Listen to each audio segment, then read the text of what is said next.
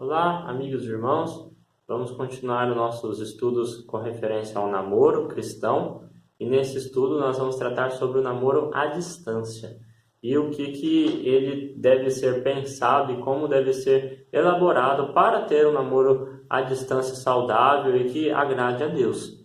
E esse namoro, eu começo colocando um versículo de Lucas 14 e 28. E nesse versículo é tratado sobre uma construção de uma torre. E quando se for construir, fala sobre se assentar primeiro para calcular os gastos, para que não chegue no meio da construção e não tiver mais recursos, ficar aquela construção visível para os outros e ser vergonha para quem tentou construir ela. E assim o namoro, há uma construção, há um pensamento, há um planejamento que deve ser feito. E esse planejamento, nessa parte da construção, eu estou atuando na parte do financeiro. E a parte do financeiro do namoro à distância é uma parte crítica, porque vai entrar a parte do gasto sobre passagens, o gasto sobre o deslocamento.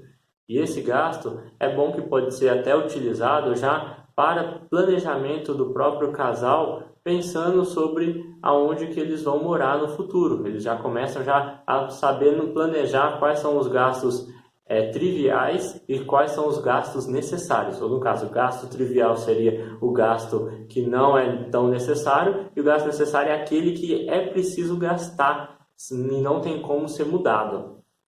E nessa parte a gente vai entrar viagens, né? Também, depois da viagem do deslocamento, tem a parte dos lanches, que tem os momentos que eles vão sair em grupo, vai sair com os jovens, vai querer comer uma pizza, alguma coisa que também deve ser colocado no gasto mensal, porque para todo mundo hoje tem um serviço fixo, tem uma coisa que tem o gasto básico, esse seria mais ou menos o gasto básico que é utilizado. E alguns chegam a também utilizar essa parte e evitar alguns tipos de eventos, pois muitas vezes a gente tem no ano inteiro alguns eventos como Páscoa, como Natal, como outros dias comemorativos que normalmente se dão presentes. Pode ser evitado também esses dias os presentes com o pensamento futuro, pensamento em guardar dinheiro para o casamento, pois o namoro cristão, os dois já estão pensando no casamento. E também tem alguma parte, em alguns livros, algumas coisas que eu já cheguei a estudar quando eu comecei o meu namoro, que também comentava sobre a dependência dos pais. Pois nesse momento do namoro, você dependendo dos seus pais na parte financeira para sair para algumas coisas, ainda fica você com aquela vontade fica ainda aquela parte da dependência, sendo que o namoro já é o pensamento que eles vão casar um dia. E quando você tem essa parte dessa independência dos seus pais, você começa a tomar juízo sobre o dinheiro que já tem em suas mãos, e os dois já podem juntar esse dinheiro para utilizar juntos para um bem futuro. Também tem a atuação do namoro cristão à distância, a parte emocional. E a parte emocional estará tratando sobre saudade, sobre momentos a sós, e em tudo isso tem que tomar cautela. Eu pego o trecho de 1 Tessalonicenses 5:22 sobre se abster de toda aparência do mal. E o que acontece? Por que isso, Estevão? Aparência do mal, estamos juntos, não tem algo mal. Sim, a saudade é algo que vai influenciar emocionalmente vocês. Porém, e abraços mais acalorados? E momentos a sós?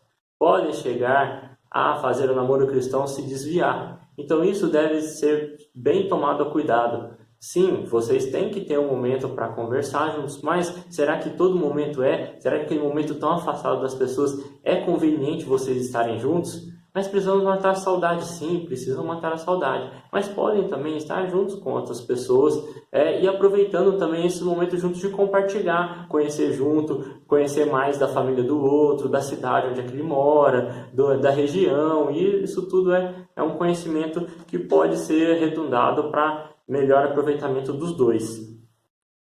Aí a parte também emocional é tratado a parte do beijo. Porque o beijo, para a pessoa que namora à distância, quando vê a outra pessoa, ela já quer, no caso, tirar o atraso, ela quer já ter um momento melhor, um momento porque bateu muita saudade. Isso deve ser tomado cuidado, porque o beijo é realmente as preliminares para o sexo. E para o jovem cristão, ele entende que o sexo é após o casamento. É quando os dois deixaram pai e mãe e se uniram em uma só carne. É algo abençoado por Deus quando colocado no devido lugar. Então, o jovem deve estar pensando, eles devem estar juntos, sempre meditando sobre isso. Por quê? Aí a gente tem a atuação de Satanás em tudo isso, da nossa carne e do mundo que nos ataca diariamente. Temos uma citação aqui em Provérbios 7:10, que é falado sobre vestes provocantes. Então as vestes também devem ser tomado cuidado sobre elas, como vão ser utilizadas, né? E também é falado sobre Provérbios 7:13, sobre toques provocantes, ou seja, uns beijos que chegam a atender para outro sentido.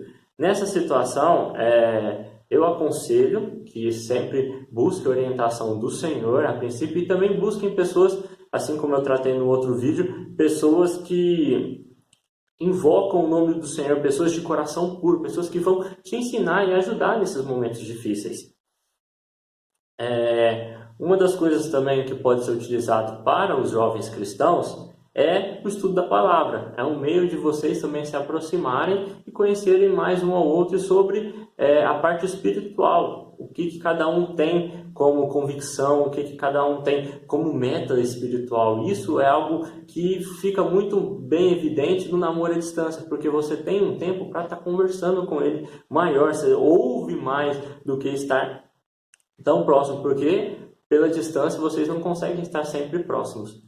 E a parte do estudo da palavra eu trato em 1 Timóteo 4:12, que Paulo fala para Timóteo ser exemplo, e ser exemplo perante as outras pessoas mais velhas é algo muito difícil, porque vem cá, como você vai ser exemplo sendo mais jovem? Porém, o ser exemplo, você tendo a ênfase na palavra de Deus, você consegue ser um exemplo que possa ser seguido, mesmo sendo mais jovem. Não deixar que a mocidade fale, não, eu sou jovem, eu tenho muitos erros, eu não posso ser exemplo. Não, você pode ser exemplo até para os mais velhos, a sua maneira de tratar as outras pessoas.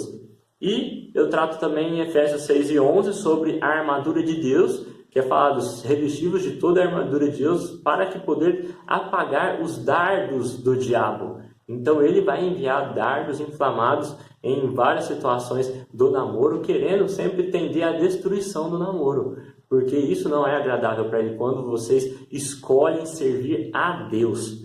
E em tudo isso eu também deixo para eles sobre a situação do cristão. O cristão utilizar, além do namoro, o cristão, além do estudo da palavra, fazer a leitura a sós, pois o cristão precisa estar também se nutrindo espiritualmente, não somente junto com o outro, porque quando um dos cristãos que estão namorando apoia a sua espiritualidade no outro, se o outro falhar, ele também falha junto. Então os dois têm que estar aprendendo e crescendo juntos e também separados com o Senhor, orando também um momento de oração, não somente basear aquele momento que vocês estão os dois juntos, mas sim os separados também é algo importante. E a ação na igreja local, sobre a atuação do Espírito Santo na vida do cristão, não somente dependendo da outra pessoa que está namorando para ser um meio para trabalhar na igreja, mas sim utilizar os seus dons e os seus meios para servir ao Senhor. E agora eu vou deixar 2 livros que eu cheguei a utilizar na minha época. Um deles é esse daqui, Amor e Respeito, Emerson Edges. Amor, o que ela mais deseja, respeito, o que ele mais precisa. Esse aqui foi um livro que eu ganhei 1 mês depois que eu comecei a namorar. Não foi que eu ganhei porque eu comecei a namorar, mas sim eu já estudava antes e uma amiga me presenteou com um livro que ela falou que foi muito importante para ela e para parentes e amigos. É muito bom porque você começa a olhar os dois lados, pois muitas vezes você fala uma coisa e você acha que a outra pessoa entendeu, porém a outra pessoa entendeu de uma maneira diferente. Então muitas vezes você tem que não somente deixar falar e achar que ela entendeu, mas explicar aquilo que você queria entender, porque muitas vezes pode ser que o tom que foi falado foi diferente, então a pessoa não conseguiu entender aquilo que você queria, então saber o tom, saber a maneira de falar, a maneira de ouvir, o que você está vendo, é algo muito bom. É um livro bastante grosso, porém é de uma leitura ótima e me ajudou no meu namoro, na época que eu estava namorando eu lia, e muitas vezes até as coisas que eu estava lendo praticamente meio que aconteciam logo simultaneamente. E outro livro, esse aqui eu cheguei a comprar quando eu estava noivo já, que é dito Antes de Dizer Sim, de Jaime Camp.